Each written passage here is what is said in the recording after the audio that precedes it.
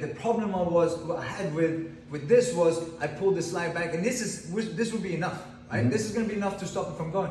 But because I haven't done anything else, you're going to naturally, like you take something from a kid, the kid is going to pull back, right? And the puck is going to pull back. Right. So from here, what we do when we push the slide, you come forward. Right. You're coming forward. So then when I'm coming forward, if I try to, it's not going to help me.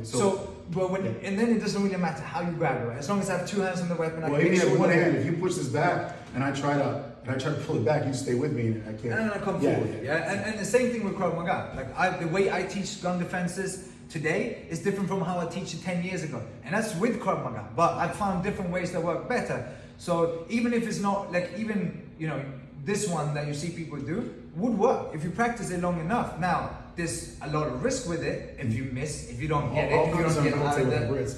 What about under the chin? You guys do that whatever? Yeah, from here it depends on if it's on this side. I'm going to come here and I'm going to hold the gun again. Line of fire, control of the weapon, counter attack, and then the takeaway. Okay. Right.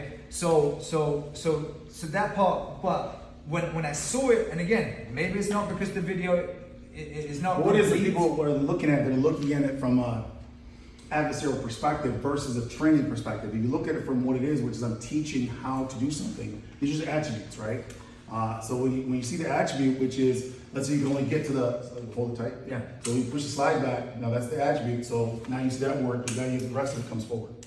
Right? Now this part again, it will work, and we see all the time people that are not trained on weapons. They, like you said, grab the weapon and they get a gun out of their hand. Most of the time, people are not expecting you to go for the weapon, because if they did, they would take 5 steps back or they would shoot.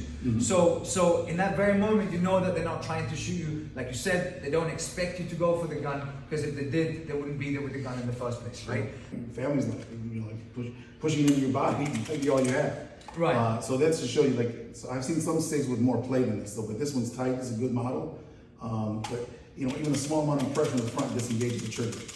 Right. A lot of people don't know that. That's why I teach that, so that they can not be helpless, so they can not be victims, man. The whole point is, what can we tell someone who would normally have no options to save their lives or the life of their loved ones, especially when they're in a car, they're in the bed, in the bedroom, or in the hallway. But if you can get to the gun, so if you put that on me, like whether it's coming back here to pull the hammer back, or if it's going for this, right? Of course, you should get trained on guns and so on, but the problem with this is, like, I can get it back, but the initial movement that you're gonna do is pulling back. No, so you try that, remember? Because when we're here, you can even try right now, try to pull it back from here. No, what I'm saying is, but you see, so as you go up, if you go into someone, you do this part. This part, I completely understand what you're saying, and I'm saying coming back, but you're coming up with the second hand. Well, even when you don't, even when you try to back up, just back up. So there's no real way, there's no timing. The time does not exist. So when we're from here, we go here, the gun was already going back. So that's why you see those videos, the guys are standing there, because when we come here and I go like this, there's no time to go backwards. You see that? Like, you physically can't go back. So from here, when they go here, it doesn't go back. So you're strong. You're a strong guy. No, it's leverage. It's just leverage. Watch. Push the gun towards me. Okay. Right. Put both hands on it. There's no way my finger's stronger than you. No. So that's not what's controlling it. It's the lever. So when you're coming here, you're pushing it back. This is the lever right here. You're just pushing out there. Now, if I were to go like this and try this way, I actually lose leverage, and you could actually probably back up from here. Okay. Yeah, there are lots of options, but that does not exist from here. It just doesn't exist. The timing's not there. It just looks like it from watching those videos. It's not really there. We have no time for dropping back, because you can feel it now because we're doing this, but on video you can't see the fact that it's actually going like that. Right. And I don't do that to people in class. In a lot of those videos, fingers on the trigger, these are people off the street. Yeah. And I'm not paying these people. They're just people off the street. So when I go here, you'll see me stop like this, right? Right. And then some people on the internet will, well, I would just drop back. No, you can't drop back. And the guy in the class, you can feel it. He's like, yeah, I don't even have any ability to pull this. They actually feel it. Because the direction of the gun, right? We're strong going this way, we're not strong going this way or this way. But what my point was, all of the stuff that you're doing, not the way I teach it, that works. I'm not gonna dispute that doesn't work. The slide push works. What I want to say is, just grabbing the slide and just pull it back, not doing anything else. Correct. Would not work. You stand like this. Correct. Right? Because I'm going to pull the gun back. Right. Now, if you redirect in the line of fire, which you're doing now, And then the second part, again, it works like the fastest man in the world that does this takeaway. It works for him because he's done it 1,000 times. Right? Yeah. He's very talented the way he's done. I think it only works with that technique you're talking about. I think it works if you're like this or something. Yeah, right?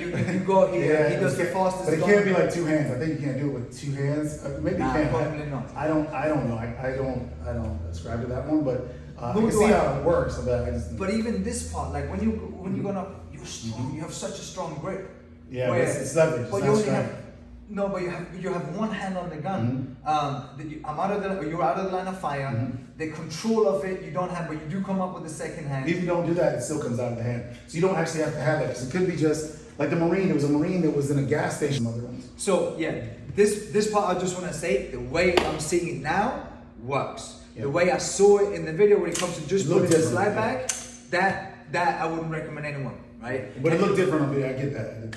And the same thing with like putting that finger behind the trigger. Was the one where you went behind the? So when you put it behind the here, so when you put it behind this is like an emergency situation. So let's say you're in your car, you got shot, and this might be all you have. This might be the only thing you have. We don't want you to sit there and let yourself get shot. So get your finger back there. That's something that's better than nothing. So Right. we want to just give people so many options that their brain doesn't draw a blank. No, this is not what you're supposed to do. I would never say go put your finger on the trigger. Okay. But if that's all you got, that's all you got. Would you not agree that redirecting the line of fire, gaining control of If the you weapon? can, of course, always. So here's our rule: always move in front of the gun, no matter what it is. Always move in front of the gun. The problem is that in many situations you can't because of the proximity of the person, because of the way they are, you can't move anything. The way they got you. But go back to where you were right now, like in a position like this. There's absolutely no way, especially someone who's not trained, that I'm gonna find. No. You wouldn't. So this is So you wouldn't put your finger on the trigger. It would be the only thing you have. So let's say I got shot, bang, right? My hands are here. At least I know there's several ways I can stop my firing. I got finger around the trigger. I got here. I got the slide. I got several ways to stop from firing. We don't want you to have just one way. This might be the only thing you have is you're down here and that might be it. So we want your brain to say, hey, we've got all these ways to stop a gun from firing. Not one way, not two ways, but three ways. But that's not your recommended ways. No, definitely not. Finger on the trigger is not recommended. That is better than just sitting here and let yourself get